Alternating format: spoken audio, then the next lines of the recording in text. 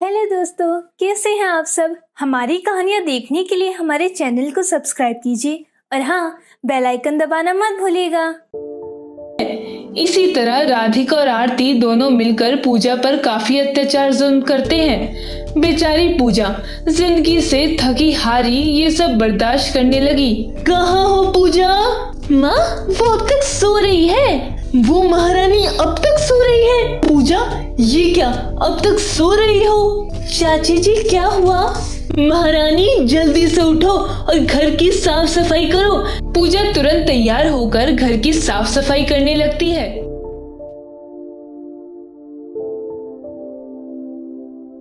राधिका के घर मेहमान आते हैं। सब लोग भोजन करने बैठे थे, बस पूजा अकेले खड़ी थी। मेहमान पूजा से कहते हैं, अरे बेटी, आप वहाँ क्यों खड़ी हो? यहाँ आकर हमारे संग भोजन करो। बहन जी, वो तो इस घर की नौकरानी है, बाद में जो कुछ भोजन बचेगा झूठा वो ये खा लेगी। अमित ये सुनकर दंग रह जाता है। पूजा ये सुनकर रोने लगती है और अपने कमरे में चली जाती है। आखिर कब तक भगवान जी मुझे ऐसा रहना होगा? क्यों मेरे माता पिता मुझसे दूर हो गए? अच्छा होता अगर मैं मेरे माता पिता के बदले में इस दुनिया से चली जाती। बेचारी पूजा अपनी इतनी बेइज्जती और अत्याचार से बहुत परेशान हो गई थी। पूजा रोते हुए फर्श पर लेट जाती है। तभी राधिका पूजा को पुकारती है। अरे पूजा बिटिया, कहाँ चली गई? यहाँ आओ, मेहमान बैठे हैं। जी चाची जी, बस अभी आई।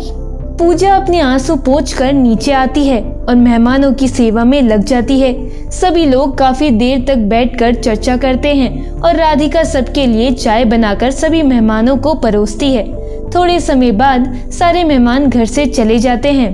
पूजा, आज तुम्हारी हरकतों के कारण हमारे मेहमानों के सामने हमें कितना शर्मिंदा होना पड़ा। तुमने कितना अपमान किया है हमारा। मुझे क्षमा कर दीजिए चाची जी, ये अच्छा है, हर बार गलती करिए और क्षमा मांगते रहिए। पूजा, तुम्हें क्या जरूरत थी मेहमानों के सामने इस तरह अपने कमरे में जाने की?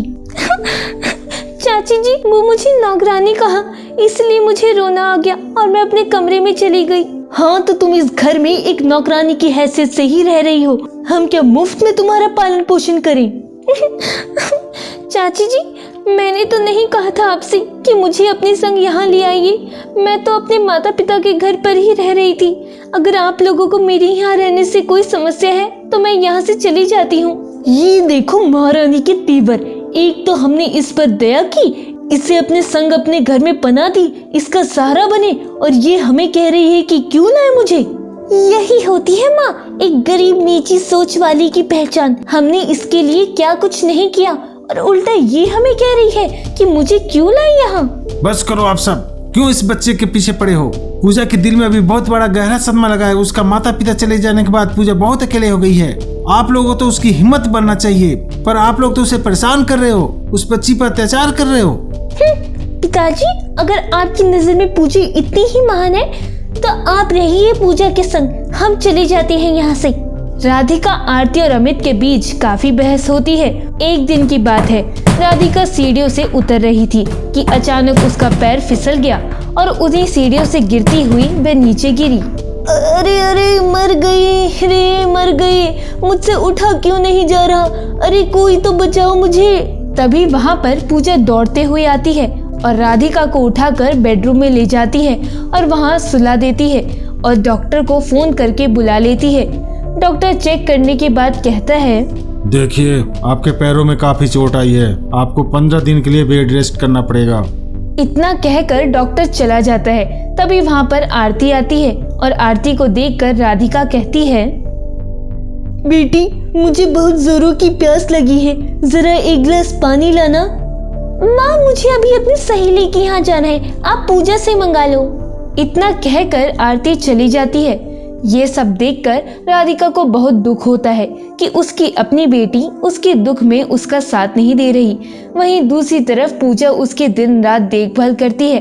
धीरे धीरे राधिका ठीक होने लगती है।